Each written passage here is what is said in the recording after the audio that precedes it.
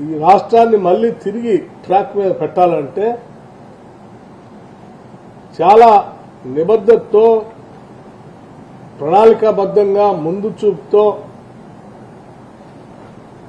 ఆలోచన చేసి దీన్ని అడుగులు ముందు వేయాల్సినటువంటి అవసరం ఉంది కాబట్టి ఒక్కరోజు కూడా నిరుపయోగంగా పెట్టకుండా సాధ్యమైనంత మేరకు డిపార్ట్మెంట్లు అన్నింటినీ కూడా రివ్యూ చేస్తూ కేవలం రాజధానిలో ఉండి కాకుండా క్షేత్రస్థాయిలో ఆయా ప్రాంతాల్లో ఎక్కడెక్కడైతే ప్రాజెక్టులు ఉన్నాయో వాటి దగ్గర కూడా వెళ్లి ఉన్నటువంటి సమగ్రమైన సమాచారాన్ని తీసుకొని సాధ్యమైనంత మేరకు వాస్తవ పరిస్థితులన్నీ రాష్ట్ర ప్రజలకి ఈ స్టేక్ హోల్డర్స్ అందరికీ చెప్పి ఇది మన రాష్ట్రం మన ముందున్నటువంటి పరిస్థితి, మనం వేసుకోవాల్సిన గోళ్లు, భవిష్యత్తులో మనం నడవాల్సిన పరిస్థితి, బాట, వాటన్నిటిని కూడా సక్రమంగా వేసుకొని ముందుకు పోవటం కోసం ప్రయత్నం అంతా చేద్దామని చెప్పి ప్రజలు కూడా తెలియజెప్తూ, ఈ వాస్తవ పరిస్థితుల్లో మీ అందరికి చెప్పకపోతే నాది తప్పుగా మిగిలిపోతుంది.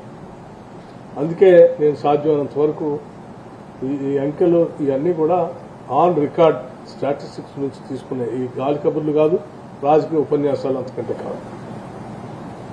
కేవలం స్టాటిస్టిక్స్ నుంచి ఈ ప్రభుత్వం చెల్లించాల్సిన బకాయిలు, తెచ్చిన అప్పులు, వీటన్నిటిని తీసుకొని మీకు సమగ్రంగా సమాచారం ఇస్తా ఉన్నాం. ఇది నిజంగా ఎందుకనంటే పవర్ సెక్టార్ ఇంత లోతుల్లో పేకలతో లోతుల్లో అప్పుల్లో ముంచేయటం అంటే ప్రతి పనికి ఈరోజు పవరే కావాలి, ప్రతి ప్రొడక్షన్కి పవరే కావాలి. మనిషి మనుగడకి మొత్తం రోజువారు ఉదయం లేచింది రాత్రి పడుకునేంత మళ్ళీ నిద్రపోయినప్పుడు కూడా మనకు కావాల్సింది పవర్. అట్లా మనిషి జీవితంతో పెనవేసుకున్నటువంటి పవర్ సెక్టార్ని పీకల్లో తప్పుల్లో ముంచేసి కోలుకోకుండా చేసినటువంటి ప్రభుత్వాన్ని ఏం చేయాలో, గత ప్రభుత్వాన్ని ఏం చేయాలో కూడా అర్థం కావట్లేదు. కానీ బాధ్యత కలిగినటువంటి ఈనాటి కాంగ్రెస్ ప్రభుత్వం తప్పనిసరిగా లోతుగా అధ్యయనం చేస్తూ ఆయా వ్యవస్థల్లో పనిచేస్తున్నటువంటి ఉద్యోగ వ్యవస్థలందరికీ కూడా ఒక పాజిటివ్ దృక్పథంతో ఈ ఉన్న సమస్యలన్నింటినీ కూడా అధిగమించి ముందుకు పోతూ ఈ సమాజానికి, ఈ రాష్ట్రానికి కొన్ని లక్ష్యాల కోసం మనం ఈ రాష్ట్రాన్ని తెచ్చుకున్నాం.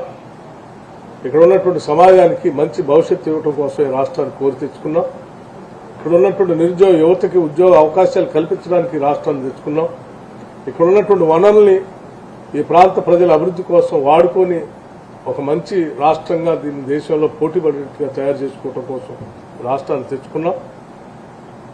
కాబట్టి ఆ లక్ష్యాలని చేరుకోవటం కోసం మనమందరం ఆయన కలిసికట్టుగా ఉద్యోగ వ్యవస్థ, అట్లాగే పౌర సమాజం అందరం కలిసి ఆ లక్ష్యాలను చేర్చుకోవటం కోసం అంకితమవుతూ, ఈ రాష్ట్ర, ఈ సమాజ అభివృద్ధి కోసం అంకితమవుతూ ఈ తెచ్చినటువంటి కష్టాలు, గత ప్రభుత్వం ఇచ్చినటువంటి ఇబ్బందులు, అప్పుల్ని వీటన్నింటిని అధిగమిస్తూ ముందు పోవటం కోసం మనందరం ప్రయత్నం చేద్దామని చెప్పి ఈ సందర్భంగా మనవి చేస్తూ, సరే భద్రాద్రి థర్మల్ పవర్ స్టేషన్ మనందరికీ తెలిసిందే, ఇదో పెద్ద సమస్య.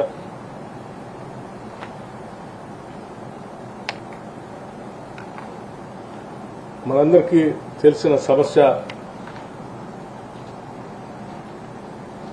సూపర్ క్రిటికల్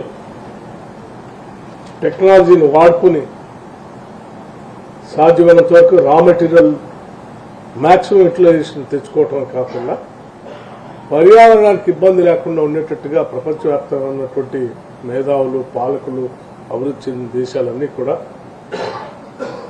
సూపర్ క్రిటికల్ టెక్నాలజీలో పోవాలని చెప్పి స్పష్టమైనటువంటి మార్గాలు నిర్దేశించినప్పటికీ, అలాగే భారతదేశంలో కూడా 2017 కల్లా గతంలో పెట్టినవి ఉంటే కూడా వాటిని కూడా తొలగించుకొని అప్డేట్ చేసుకోవాలని చెప్పి ఆనాటి యూపీఏ ప్రభుత్వం 2017 కల్లా చేస్తామని చెప్పి ప్రకటించినప్పటికి కూడా కొత్తగా పెట్టే దాంట్లో కూడా సబ్ క్రిటికల్ టెక్నాలజీ పెట్టి ఆ లక్ష్యాలకి లేకపోతే ఆ సూచనలకి అఘాతం కలిగించేటట్టుగా పెట్టినటువంటి ఈ సబ్ క్రిటికల్ టెక్నాలజీతో పెట్టిన భద్రాద్రి పవర్ ప్రాజెక్టు డెఫినెట్ గా ఇది భారంగా మారిందని చెప్పడంలో నాకేం అభ్యంతరం లేదు. రా మెటీరియల్ కాస్ట్ ప్రొడక్షన్ పెరుగుతా ఉంది, పర్యావరణానికి ఇబ్బంది పడతా ఉన్నాం. 30 ఏళ్ళు ఈ బాధని భరించాల్సి ఉంటుంది. ఈ లైఫ్ 30 ఏళ్ళు అంటే ప్రతిరోజు, ప్రతి నెల, ప్రతి సంవత్సరం దీని మీద పడేటువంటి ఖర్చు అదంతా కూడా రాష్ట్ర ప్రజలు మోయాల్సిన పరిస్థితి వస్తుంది. ఇటువంటి క్లిష్టమైనటువంటి పరిస్థితులను కూడా అధిగమించడం కోసం ఇక్కడ పనిచేసేటువంటి సీనియర్ సిబ్బంది కానీ, లేకపోతే వీళ్ళ తగు సూచనలు ఇచ్చేటువంటి ప్రభుత్వ సిబ్బంది కానీ అధిగమించడం కోసం ఏ రకమైనటువంటి చర్యలు తీసుకోవాలో స్పష్టంగా వారికి కొన్ని మార్గదర్శక కార్యక్రమాలని వారందరికీ చెప్పడం జరిగింది. భవిష్యత్తులో వీటిని అధిగమించే కార్యక్రమం చేస్తామని చెప్పి మీ అందరికీ తెలియజేస్తూ ఈ కార్యక్రమంలో పాల్గొంచుకోవడానికి వచ్చినటువంటి మీ అందరికీ ఇక్కడ ఉన్నటువంటి స్నేహితులు అందరికీ కూడా నేను ధన్యవాదాలు